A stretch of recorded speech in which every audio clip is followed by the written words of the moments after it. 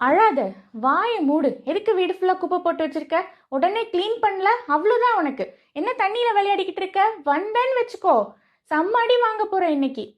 இப்படியெல்லாம் உங்கள் குழந்தைங்கள திட்டிருக்கீங்களா? நானும் திட்டிருக்கேன். என்ன பொழப்பு இது? நம்ம வாழ்க்கை எதை நோக்கி பயணமா போய்கிட்டு இருக்குன்னே தெரியலையே.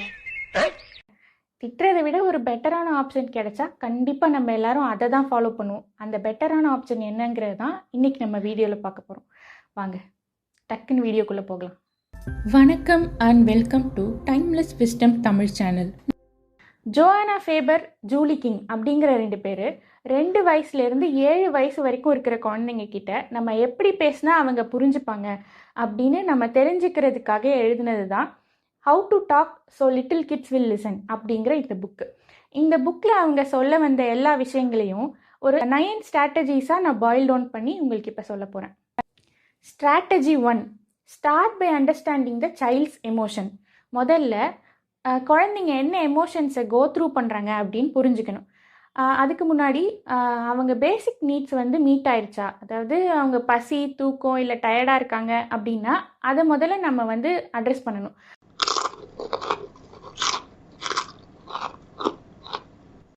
அதையும் தாண்டி அவங்க அடம் பிடிக்கிறாங்க, கத்துறாங்க அப்படின்னா அவங்கள உடனே வாயை மூடு அப்படின்னு சொல்லி அவங்களோட பிஹேவியர் கரெக்ட் பண்ணோம் அப்படின்னா அவங்க இன்னும் தான் ரெசிஸ்ட் பண்ணுவாங்க.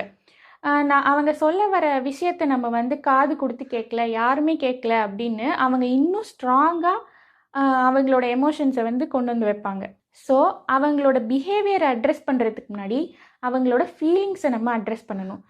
நீ விளையாடிக்கிட்டு இருந்ததை ஸ்டாப் பண்ணதுனால நீ அப்செட்டாக இருக்கேன்னு எனக்கு தெரியும், பட் ஸ்கூலுக்கு ரொம்ப லேட் ஆயிடுச்சு, இல்லைனா இது லன்ச் டைமு, டின்னர் டைமு, இந்த டைமில் முதல்ல சாப்பிட்டுட்டு அதுக்கப்புறமா விளையாடலாம் அப்படின்னு சொன்னீங்கன்னா அவங்க கண்டிப்பாக புரிஞ்சுக்குவாங்க.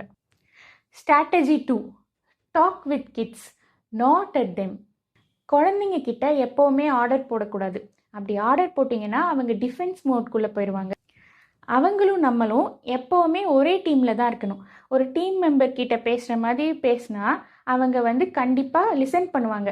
அவங்களுக்கு நம்ம ரெஸ்பெக்ட் கொடுக்குறோம் அப்படின்னு அவங்க எடுத்துக்கிட்டு அந்த ரெஸ்பெக்டே அவங்க நம்மக்கிட்ட நல்லா கோஆப்ரேட் பண்ணுறதுக்கு ஹெல்ப் பண்ணும். ஸோ கமாண்டிங் டோனில் இல்லாமல் ஜென்ரலாக ஒரு கான்வர்சேஷன் டோனில் இருந்தாலே ஒர்க் ஆகும். லைக், இன்னும் ஹோம்ஒர்க் பண்ணாமல் என்ன பண்ணுற, அந்த டோன் வேண்டாம்.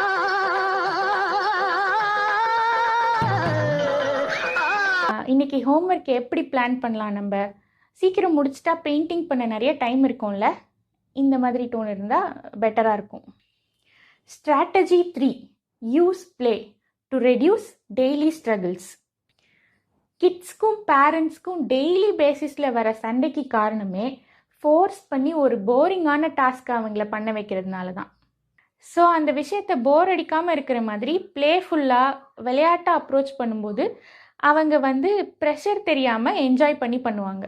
எக்ஸாம்பிளுக்கு, வா ப்ரெஷ் பண்ணலாம் அப்படின்னு கூப்பிடாம, ஏய் உன் பல்லில் நிறைய மான்ஸ்டர்ஸ் டான்ஸ் ஆடிக்கிட்டு இருக்காங்க, வா அவங்கள டிஷும் பண்ணலாம் அப்படின்னு கூப்பிட்டிங்கன்னா அவங்க ஜாலியாக வருவாங்க. அதே மாதிரி இந்த பாட்டு முடியறதுக்குள்ளே யார் ஃபஸ்ட்டு சாப்பிட்டு முடிக்கிறான்னு பார்க்கலாமா அப்படின்னு சொன்னிங்கன்னா சீக்கிரம் பிளேட் காலி ஆயிரும், நம்மளுக்கும் வேலை ஈஸியாயிரும். Strategy 4, give limited choices instead of forcing. நாள் முழுக்க அவங்களுக்கு தேவையான எல்லா டெசிஷன்ஸையுமே நம்ம தான் எடுக்கிறோம். ஸோ அங்கங்கே குட்டி குட்டியாக அவங்களுக்கு சாய்ஸஸ் கொடுத்து அவங்க டெசிஷன்ஸ் எடுக்கிற மாதிரி சுச்சுவேஷனை நம்ம அமைச்சு கொடுக்கணும். லைக், இன்னைக்கு எல்லோ ட்ரெஸ் வேணுமா, ஒயிட் ட்ரெஸ் வேணுமா, இட்லி சாப்பிட்றியா, தோசை சாப்பிட்றியா அப்படின்னு ஒரு 2-3 ஆப்ஷன்ஸ் வரைக்கும் கொடுக்கலாம். அதுக்கு மேலேயும் கொடுக்கக்கூடாது. அந்த 2-3 ஆப்ஷன்ஸ்குள்ளேயே அவங்கள சூஸ் பண்ண வைக்கணும்.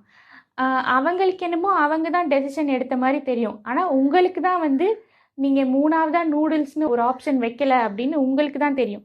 ஸோ பவர் என்னவோ உங்கள் கையில் தான் இருக்கும். Strategy 5, keep reminders simple and short. Kids கிட்ட எப்போவுமே எந்த ஒரு விஷயத்தையுமே ஓவராக எக்ஸ்பிளைன் பண்ணக்கூடாது.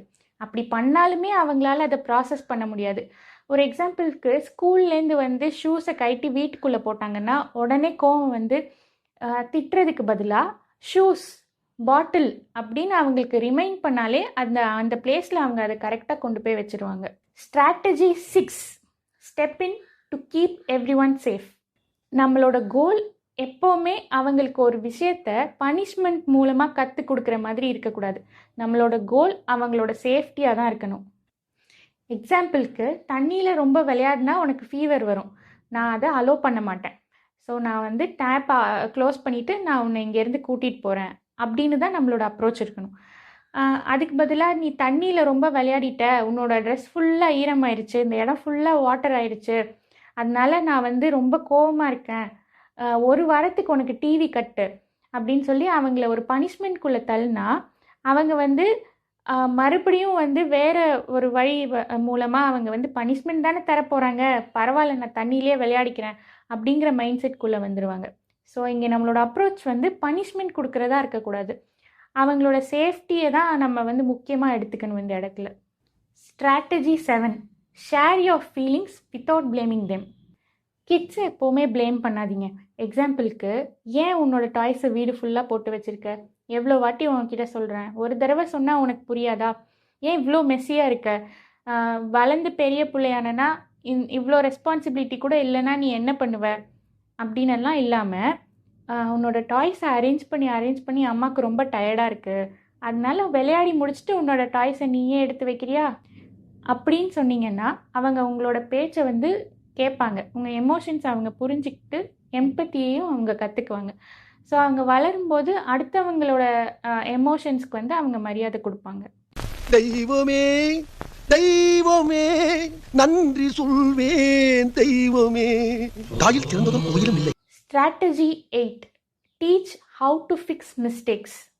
கிட்ஸ் ஒரு மிஸ்டேக் பண்ணாங்கன்னா அதை பார்த்து அவங்களுக்கு பயமோ ஷேம்ஃபுல்னஸோ வராமல் அதை எப்படி வந்து ஃபிக்ஸ் பண்ணணும் அப்படிங்கிறத நாம தான் அவங்களுக்கு கற்றுக் கொடுக்கணும். ஏதாவது ஒன்று அவங்க டேமேஜ் பண்ணிட்டாங்கன்னா அதை எப்படி ரிப்பேர் பண்ணணும் அப்படின்னு கற்றுக் கொடுங்க. அதுதான் அவங்களுக்கு கான்ஃபிடென்ஸையும் ரெஸ்பான்சிபிலிட்டியும் கற்றுக் கொடுக்கும். ஒரு தப்பு பண்ணால் அதிலேருந்து என்ன கற்றுக்க முடியும் அப்படின்னு அவங்க தெரிஞ்சுக்கணும். இதுலேருந்து என்ன கற்றுக்குறோன்றது மட்டும் தான் நம்ம கையில் இருக்குது. ஒரு கிளாஸை பிரேக் பண்ணிட்டாங்க அப்படின்னா, நான் உனக்கு இதை க்ளீன் பண்ண ஹெல்ப் பண்ணுறேன் அப்படின்னு சொன்னீங்கன்னா அதை அவங்க க்ளீன் பண்ண கற்றுக்குவாங்க. அதுக்கு பதிலாக கிளாஸை உடைச்சிட்டாங்க அப்படின்னு நீங்கள் அவங்கள திட்டினீங்கன்னா அவங்க மனசு உடஞ்சிரும். அதுக்கப்புறம் அவங்க எந்த ஒரு மிஸ்டேக் பண்ணாலும் அவங்களுக்கு பயமும் ஷேம்ஃபுல்னஸும் தான் வரும். Strategy 9, solve problems together. உங்கள் கிட்ஸை ப்ராப்ளம்ஸ்க்கு சொல்யூஷன்ஸ் கண்டுபிடிக்கிறதுக்கெலாம் இன்வால்வ் பண்ணுங்கள். அப்படி பண்ணிங்கன்னா அவங்களுக்கு வந்து அது வெறும் இன்ட்ரெஸ்டிங்காக மட்டும் இல்லாமல், ஓகே நம்மளோட டெசிஷனுக்கு வந்து இம்பார்ட்டன்ஸ் கொடுக்குறாங்க, நம்மளுக்கு ஒரு ரெஸ்பெக்ட் கிடைக்கிது அப்படின்னும் அவங்க ஃபீல் பண்ணுவாங்க. ஒரு எக்ஸாம்பிளுக்கு, காலையில் டெய்லி அவங்க ஸ்கூலுக்கு லேட்டாக கிளம்புறாங்கன்னு வச்சுக்கோங்களேன். அவங்கக்கிட்ட போயிட்டு, காலையில் ஸ்கூலுக்கு கிளம்ப ரொம்ப லேட் ஆகுது இல்லை, இதுக்கு நம்ம எதாவது பண்ணலாமா அப்படின்னு கேட்டிங்கன்னா அவங்க 2 சஜஷன்ஸ் கொடுப்பாங்க, நீங்கள் 2 சஜஷன்ஸ் அவங்களோட சேர்ந்து கொடுங்க. இந்த இன்ட்ராக்ட் பண்ணுறது மூலமாக அவங்களுக்கும் வந்து அதை சால்வ் பண்ணுறதை கற்றுக்குவாங்க. ஸோ நீங்கள் வந்து நைட்டு தூங்க லேட் ஆகுது அதனாலேயா இருக்குமோ அப்படின்னு சொன்னீங்கன்னா, சரி நாளையிலேருந்து நம்ம நைட்டு சீக்கிரம் தூங்கிடலாம் அப்படின்னு உங்களுக்கு தேவையான சொல்யூஷனை அவங்களே கொடுத்துருவாங்க. நமக்கும் அந்த ப்ராப்ளம் சால்வ் ஆயிரும்.